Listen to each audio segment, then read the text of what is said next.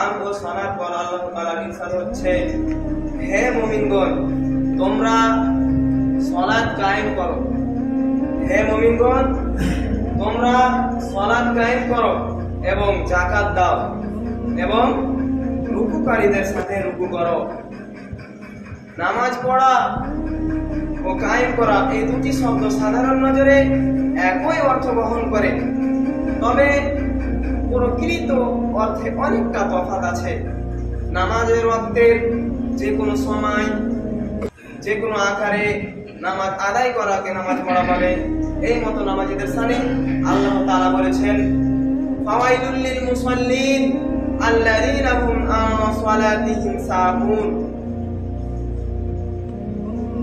ফাওয়াইলুল লিল মুসাল্লিন আল্লাযীনা হুম আন সালাতিহিম সাহুন, অর্থাৎ যারা অবহেলা করে নামাজ পড়ে,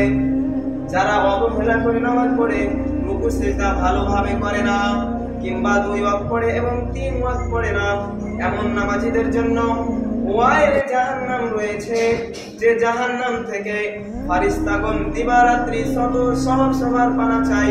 পক্ষান্তরে আল্লাহ তাআলা ওই সব নামাজীদের প্রশংসা করেছেন যারা রুকু সিজদা কিয়াম কুদ ইত্যাদি সঠিকভাবে আদায় করে এবং 5 ওয়াক্ত নামাজ সময় মতো প্রতিষ্ঠা করে। কি বললেন?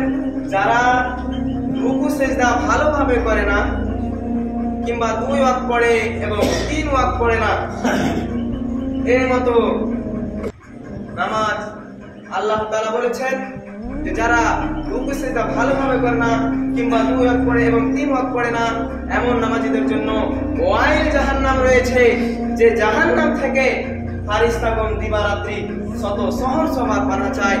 পক্ষান্তরে আল্লাহ তাআলা ওই সব নামাজীদের প্রশংসা করেছেন যারা রুকু সিজদা কিয়াম কুদ ইত্যাদি সঠিকভাবে আদায় করে এবং 5 ওয়াক্ত নামাজ সময় মতো প্রতিষ্ঠা করে।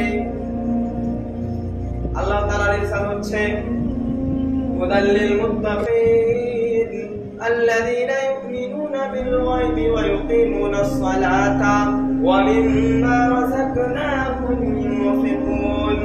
অর্থাৎ এই কোরআন ওই সব মুত্তাকিদের জন্য পথ পরিদর্শক, যারা গায়েব বা অদৃশ্যের উপর ঈমান রাখে এবং 5 ওয়াক্ত সময় মতো প্রতিষ্ঠা করে।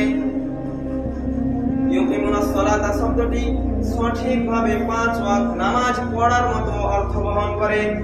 সুতরাং এই আয়াতটির ব্যাখ্যার দিকে লক্ষ্য রেখে যে নামাজ পড়বে তারাই হলো মুত্তাকিন ও ইহারাই পরকালে সাফল্যমণ্ডিত হবে। আল্লাহ নবী সাল্লাল্লাহু আলাইহি ওয়াসাল্লাম বলেছেন, মান হাফিজা আলাইহা কানাত লাহু নূরান ওয়া বুরহানান নাজাতান ইয়াওমাল কিয়ামাতি ওয়া কানা ইয়াওমাল কিয়ামাতি মা কারুনা ওয়া হামানা ওয়া উমাইর ইবনে খালফিন। অর্থাৎ যে সদা সর্বদা নামাজের উপর অটল থাকে তার নামাজ কিয়ামতের দিন আলো থাকবে না, তার নামাজ কিয়ামতের দিন সার্টিফিকেট এবং নাজাতের কাজ করতে পারবে না।